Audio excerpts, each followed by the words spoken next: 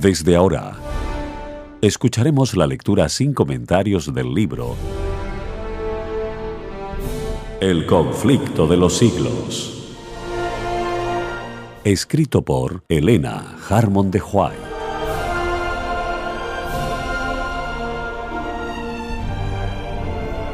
Capítulo 3. Una era de tinieblas espirituales.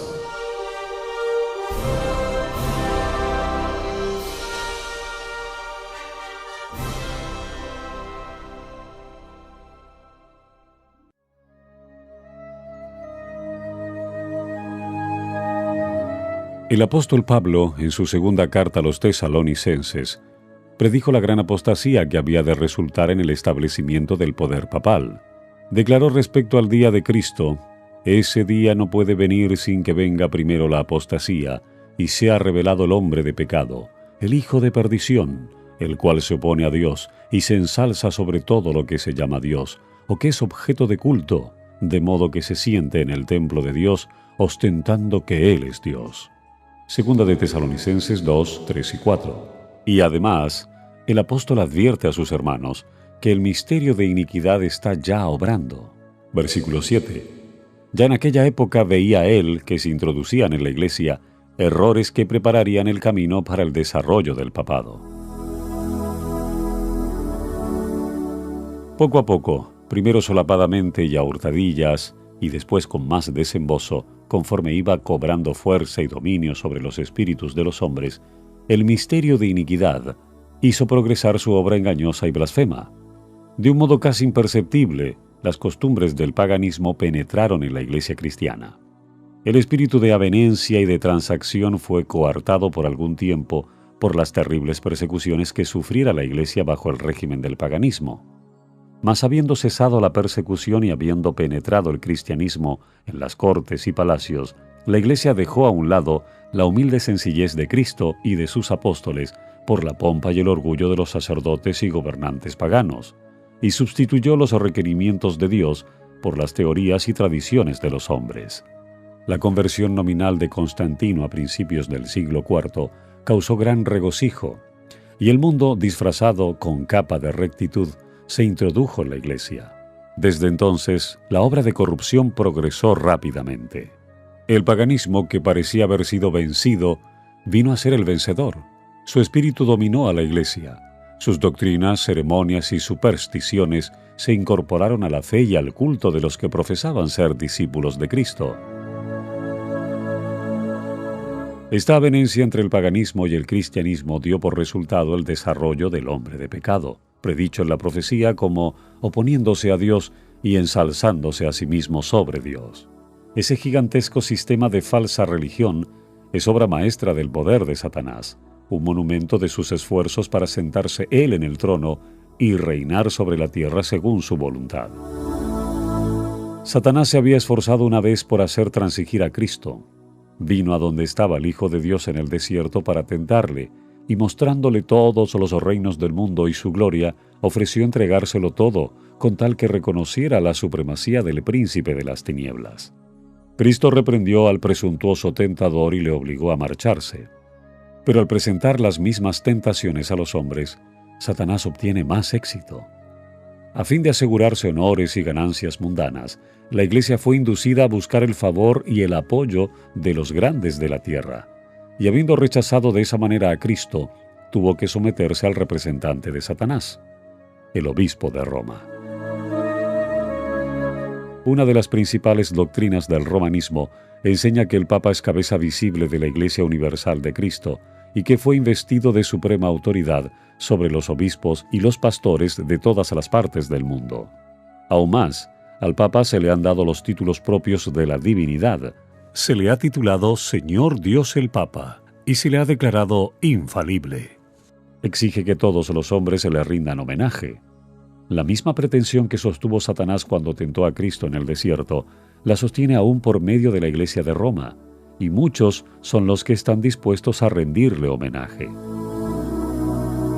Empero los que temen y reverencian a Dios resisten esa pretensión, que es un desafío al cielo, como resistió Cristo las instancias del astuto enemigo. Al Señor tu Dios adorarás y a Él solo servirás. Lucas 4:8. Dios no ha hecho alusión alguna en su palabra a que Él haya elegido un hombre para que sea la cabeza de la Iglesia. La doctrina de la supremacía papal se opone abiertamente a las enseñanzas de las Santas Escrituras. Solo por usurpación puede el Papa ejercer autoridad sobre la Iglesia de Cristo.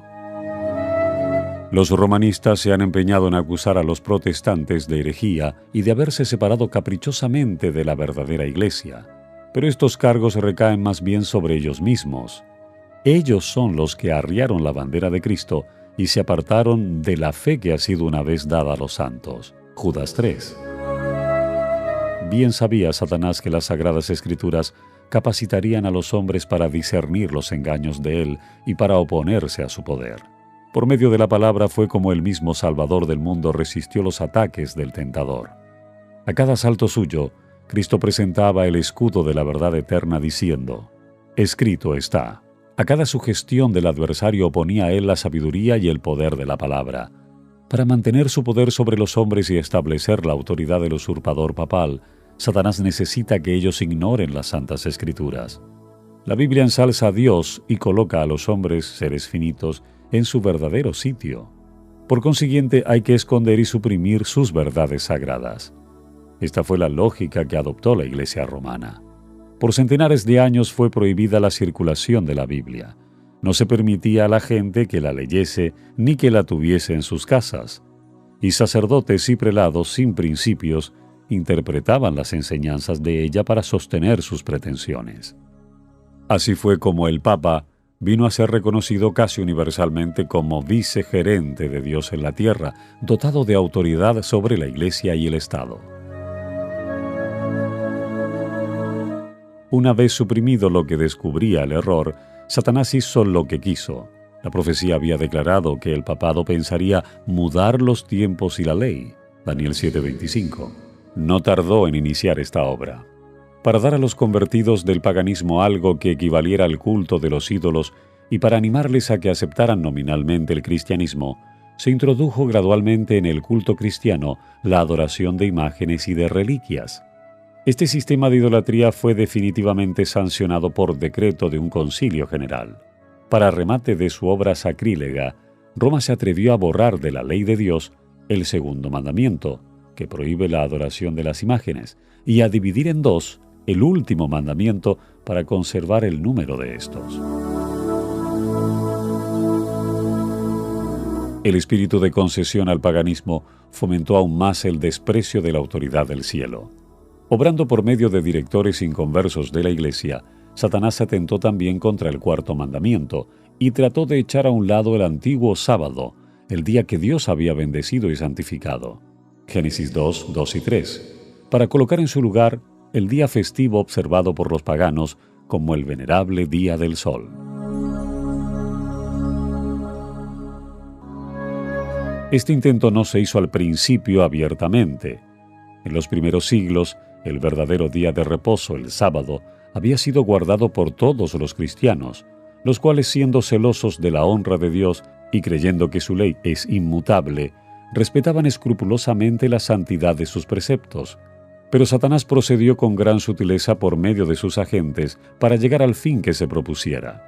Para llamar la atención de las gentes hacia el domingo, fue declarado día de fiesta en honor de la resurrección de Cristo.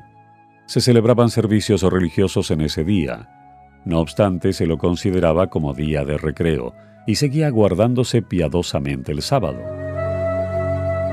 Con el fin de preparar el terreno para la realización de sus fines, Satanás indujo a los judíos, antes del advenimiento de Cristo, a que recargasen el sábado con las más rigurosas exacciones, de modo que su observancia fuese una pesada carga. Aprovechándose luego de la falsa luz bajo la cual lo había hecho considerar, hízolo despreciar como institución judaica. Mientras que los cristianos seguían observando generalmente el domingo como día de fiesta alegre, el diablo los indujo a hacer del sábado un día de ayuno, de tristeza y de abatimiento, para hacer patente su odio al judaísmo.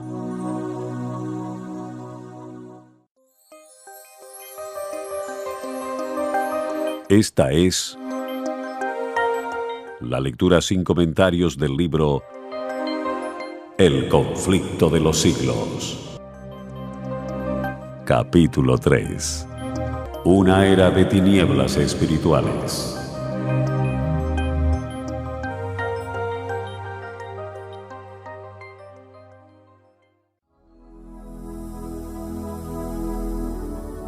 A principios del siglo IV, el emperador Constantino expidió un decreto que hacía del domingo un día de fiesta pública en todo el Imperio Romano. El Día del Sol fue reverenciado por sus súbditos paganos y honrado por los cristianos, pues era política del emperador conciliar los intereses del paganismo y del cristianismo que se hallaban en pugna. Los obispos de la Iglesia, inspirados por su ambición y su sed de dominio, le hicieron obrar así, pues comprendieron que si el mismo día era observado por cristianos y paganos, estos llegarían a aceptar nominalmente el cristianismo, y ello redundaría en beneficio del poder y de la gloria de la Iglesia. Pero a pesar de que muchos cristianos piadosos fueron poco a poco inducidos a reconocer cierto carácter sagrado al domingo, no dejaron de considerar el verdadero sábado como el día santo del Señor, ni de observarlo en cumplimiento del cuarto mandamiento.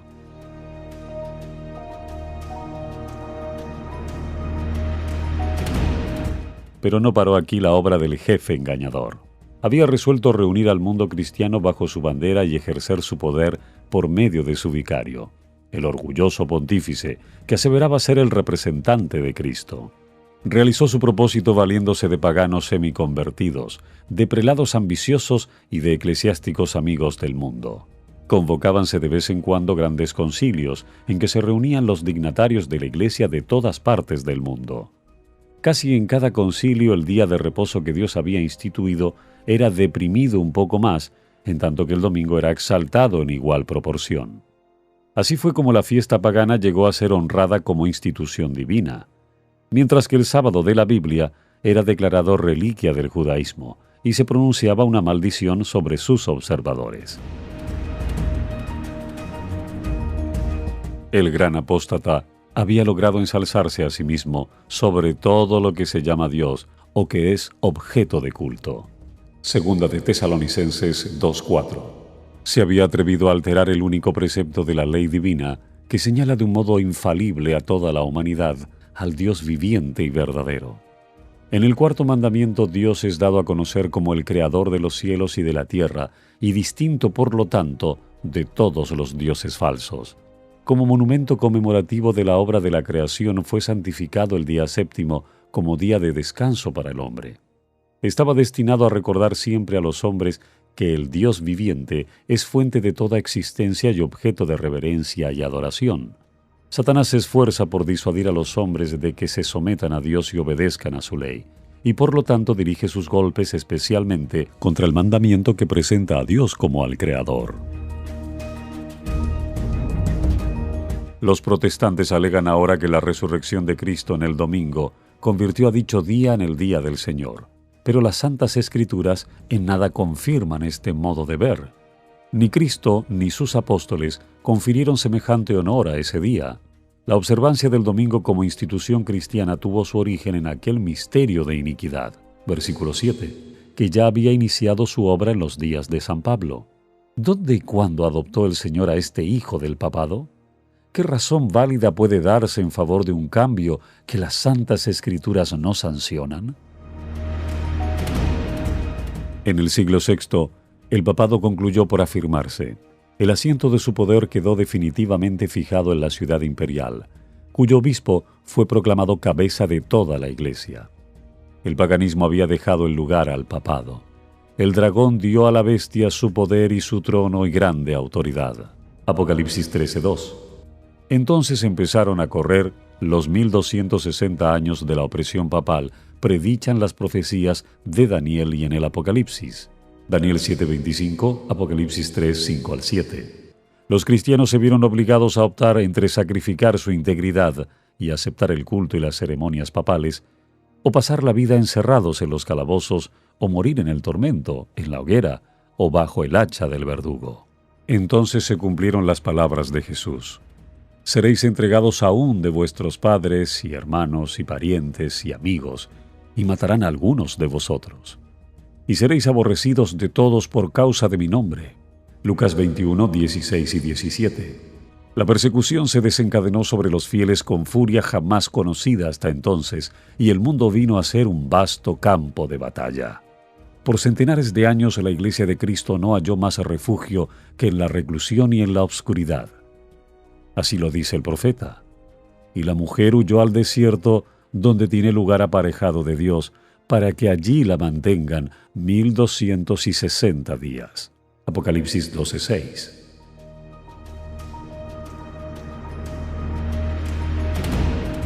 El advenimiento de la Iglesia romana al poder marcó el principio de la Edad Media. A medida que crecía su poder, las tinieblas se hacían más densas. La fe pasó de Cristo, el verdadero fundamento, al Papa de Roma. En vez de confiar en el Hijo de Dios para obtener el perdón de sus pecados y la salvación eterna, el pueblo recurría al Papa y a los sacerdotes y prelados a quienes él invistiera de autoridad. Se le enseñó que el Papa era su mediador terrenal y que nadie podía acercarse a Dios sino por medio de él, y andando el tiempo se le enseñó también que para los fieles el Papa ocupaba el lugar de Dios y que por lo tanto debían obedecerle implícitamente. Con solo desviarse de sus disposiciones, se hacían acreedores a los más severos castigos que debían imponerse a los cuerpos y almas de los transgresores. Así fueron los espíritus de los hombres desviados de Dios y dirigidos hacia hombres falibles y crueles. Sí, aún más, hacia el mismo príncipe de las tinieblas que ejercía su poder por intermedio de ellos. El pecado se disfrazaba como manto de santidad. Cuando las santas escrituras se suprimen y el hombre llega a considerarse como ente supremo, ¿qué otra cosa puede esperarse sino fraude, engaño y degradante iniquidad? Al ensalzarse las leyes y las tradiciones humanas, se puso de manifiesto la corrupción que resulta siempre del menosprecio de la ley de Dios.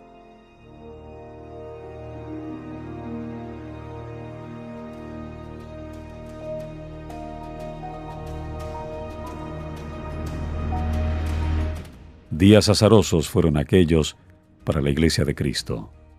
Pocos, en verdad, eran los sostenedores de la fe. Aun cuando la verdad no quedó sin testigos, a veces parecía que el error y la superstición concluirían por prevalecer completamente y que la verdadera religión iba a ser desarraigada de la tierra. El Evangelio se perdía de vista mientras que las formas de religión se multiplicaban y la gente se veía abrumada bajo el peso de exacciones rigurosas. No solo se le enseñaba a ver en el Papa a su mediador, sino aún a confiar en sus propias obras para la expiación del pecado. Largas peregrinaciones, obras de penitencia, la adoración de reliquias, la construcción de templos, relicarios y altares, la donación de grandes sumas a la Iglesia, todas estas cosas y muchas otras parecidas les eran impuestas a los fieles para aplacar la ira de Dios o para asegurarse su favor. Como si Dios, a semejanza de los hombres, se enojara por pequeñeces o pudiera ser apaciguado por regalos y penitencias. Por más que los vicios prevalecieran, aún entre los jefes de la Iglesia romana, la influencia de ésta parecía ir siempre en aumento. A fines del siglo VIII, los partidarios del Papa empezaron a sostener que en los primeros tiempos de la Iglesia tenían los obispos de Roma el mismo poder espiritual que a la fecha se arrogaban. Para dar a su aserto visos de autoridad, había que valerse de algunos medios, que pronto fueron sugeridos por el padre de la mentira. Los monjes fraguaron viejos manuscritos. Se descubrieron decretos conciliares de los que nunca se había oído hablar hasta entonces, y que establecían la supremacía universal del Papa desde los primeros tiempos. Y la Iglesia, que había rechazado la verdad, aceptó con avidez estas imposturas. Los pocos fieles que edificaban sobre el cimiento verdadero, 1 Corintios 3, 10 y 11, estaban perplejos y trabados, pues los escombros de las falsas doctrinas entorpecían el trabajo. Como los constructores de los muros de Jerusalén en tiempo de Nehemías, algunos estaban por exclamar: «Las fuerzas de los acarreadores se han enflaquecido, y el escombro es mucho, y no podemos edificar el muro». Nehemías 4:10.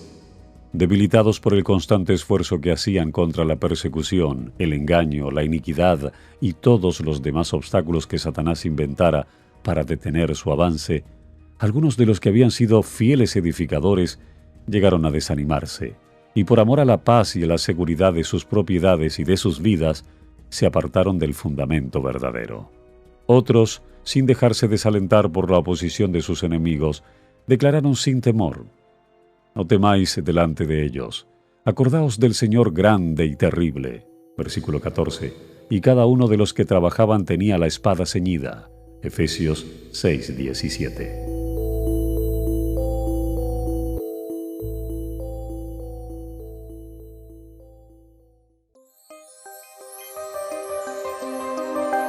Esta es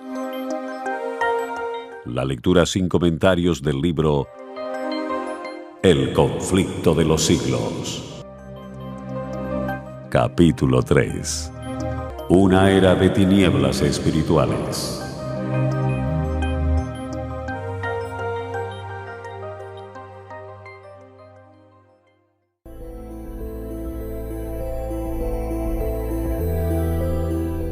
En todo tiempo, el mismo espíritu de odio y de oposición a la verdad inspiró a los enemigos de Dios, y los siervos de Él necesitaron la misma vigilancia y fidelidad. Las palabras de Cristo a sus primeros discípulos se aplicarán a cuantos le sigan hasta el fin de los tiempos. Y lo que os digo a vosotros, a todos lo digo: velad. Marcos 13:37. Las tinieblas parecían hacerse más densas. La adoración de las imágenes se hizo más general. Se les encendían velas y se les ofrecían oraciones. Llegaron a prevalecer las costumbres más absurdas y supersticiosas. Los espíritus estaban tan completamente dominados por la superstición que la razón misma parecía haber perdido su poder. Mientras que los sacerdotes y los obispos eran amantes de los placeres, sensuales y corrompidos, solo podía esperarse del pueblo, que acudía a ellos en busca de dirección, que siguiera sumido en la ignorancia y en los vicios. Las pretensiones papales dieron otro paso más cuando en el siglo XI el Papa Gregorio VII proclamó la perfección de la Iglesia romana. Entre las proposiciones que él expuso, había una que declaraba que la Iglesia no había errado nunca ni podía errar, según las Santas Escrituras. Pero las pruebas de la Escritura faltaban para apoyar el aserto. El altivo pontífice reclamaba además para sí el derecho de deponer emperadores, y declaraba que ninguna sentencia pronunciada por él podía ser revocada por hombre alguno, pero que él tenía la prerrogativa de revocar las decisiones de todos los demás. En el modo en que trató al emperador alemán Enrique IV, nos pinta a lo vivo el carácter tiránico de este abogado de la infalibilidad papal. Por haber intentado desobedecer la autoridad papal, dicho monarca fue excomulgado y destronado. Aterrorizado ante la deserción de sus propios príncipes, que por orden papal fueron instigados a rebelarse contra él, Enrique no tuvo más remedio que hacer las paces con Roma. Acompañado de su esposa y de un fiel sirviente, cruzó los Alpes en pleno invierno para humillarse ante el Papa. Habiendo llegado al castillo donde Gregorio se había retirado, fue conducido, despojado de sus guardas, a un patio exterior, y allí, en el crudo frío del invierno, con la cabeza descubierta, los pies descalzos y miserablemente vestido, esperó el permiso del Papa para llegar a su presencia. Solo después que hubo pasado así 3 días, ayunando y haciendo confesión, condescendió el pontífice en perdonarle. Y aún entonces fuele concedida esa gracia con la condición de que el emperador esperaría la venia del Papa antes de reasumir las insignias reales o de ejercer su poder. Y Gregorio, envanecido con su triunfo, se jactaba de que era su deber abatir la soberbia de los reyes. Cuán notable contraste hay entre el despótico orgullo de tan altivo pontífice y la mansedumbre y humildad de Cristo, quien se presenta a sí mismo como llamando a la puerta del corazón para ser admitido en él y traer perdón y paz, y enseñó a sus discípulos: el que quisiere entre vosotros ser el primero, será vuestro siervo. Mateo 20:27. Los siglos que se sucedieron presenciaron un constante aumento del error en las doctrinas sostenidas por Roma. Aún antes del establecimiento del papado, las enseñanzas de los filósofos paganos habían recibido atención y ejercido influencia dentro de la Iglesia. Muchos de los que profesaban ser convertidos se aferraban aún a los dogmas de su filosofía pagana, y no solo seguían estudiándolos ellos mismos, sino que inducían a otros a que los estudiaran también, a fin de extender su influencia entre los paganos. Así se introdujeron graves errores en la fe cristiana. Uno de los principales fue la creencia en la inmortalidad natural del hombre y en su estado consciente después de la muerte. Esta doctrina fue la base sobre la cual Roma estableció la invocación de los santos y la adoración de la Virgen María. De la misma doctrina se derivó también la herejía del tormento eterno para los que mueren impenitentes, que muy pronto figuró en el credo papal. De este modo se preparó el camino para la introducción de otra invención del paganismo, a la que Roma llamó purgatorio, y de la que se valió para aterrorizar a las muchedumbres crédulas y supersticiosas.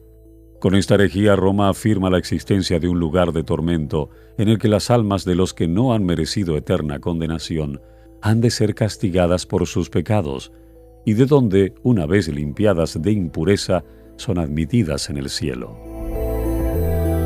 Una impostura más necesitaba Roma para aprovecharse de los temores y de los vicios de sus adherentes. Fue esta la doctrina de las indulgencias.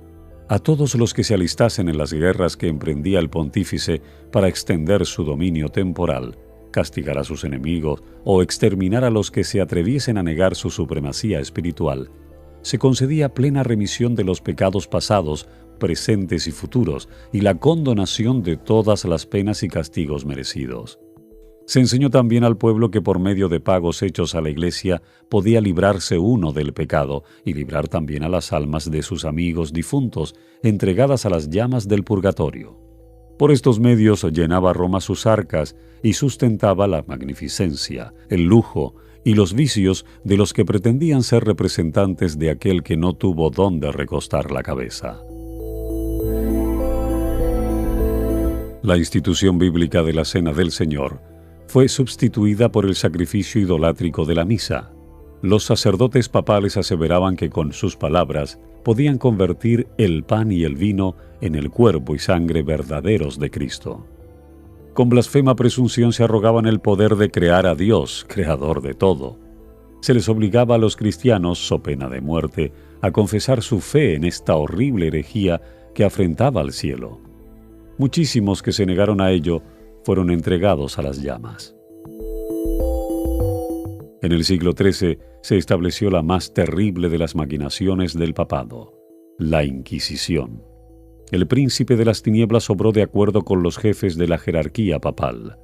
En sus concilios secretos, Satanás y sus ángeles gobernaron los espíritus de los hombres perversos, mientras que invisible acampaba entre ellos un ángel de Dios que llevaba apunte de sus malvados decretos y escribía la historia de hechos por demás horrorosos para ser presentados a la vista de los hombres.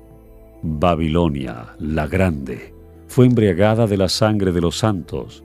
Los cuerpos mutilados de millones de mártires clamaban a Dios venganza contra aquel poder apóstata. El papado había llegado a ejercer su despotismo sobre el mundo. Reyes y emperadores acataban los decretos del pontífice romano. El destino de los hombres, en este tiempo y para la eternidad, parecía depender de su albedrío. Por centenares de años las doctrinas de Roma habían sido extensa e implícitamente recibidas, sus ritos cumplidos con reverencia y observadas sus fiestas por la generalidad. Su clero era colmado de honores y sostenido con liberalidad. Nunca desde entonces ha alcanzado Roma tan grande dignidad, magnificencia ni poder. Mas el apogeo del papado fue la medianoche del mundo. Las sagradas escrituras eran casi desconocidas no solo de las gentes, sino de los mismos sacerdotes. A semejanza de los antiguos fariseos, los caudillos papales aborrecían la luz que habría revelado sus pecados. Rechazada la ley de Dios, modelo de justicia, ejercieron poderío sin límites y practicaron desenfrenadamente los vicios. Prevalecieron el fraude, la avaricia y el libertinaje. Los hombres no retrocedieron ante ningún crimen que pudiese darles riquezas o posición. Los palacios de los papas y de los prelados eran teatro de los más viles excesos. algunos de los pontífices reinantes se hicieron reos de crímenes tan horrorosos que los gobernantes civiles tuvieron que procurar deponer a dichos dignatarios de la Iglesia como monstruos demasiado viles para ser tolerados. Durante siglos, Europa no progresó en las ciencias, ni en las artes, ni en la civilización. La cristiandad quedó moral e intelectualmente paralizada. La condición en que el mundo se encontraba bajo el poder romano resultaba ser el cumplimiento espantoso e impresionante de las palabras del profeta Oseas. Mi pueblo está destruido por falta de conocimiento. Por cuanto tú has rechazado con desprecio el conocimiento de Dios, yo también te rechazaré. Puesto que te has olvidado de la ley de tu Dios, me olvidaré yo también de tus hijos. No hay verdad, y no hay misericordia, y no hay conocimiento de Dios en la tierra. No hay más que perjurio y mala fe, y homicidio, y hurto, y adulterio. Rompen por todo, y un charco de sangre toca a otro. Oseas 4:6 y 1 y 2. Tales fueron los resultados de haber desterrado la palabra de Dios.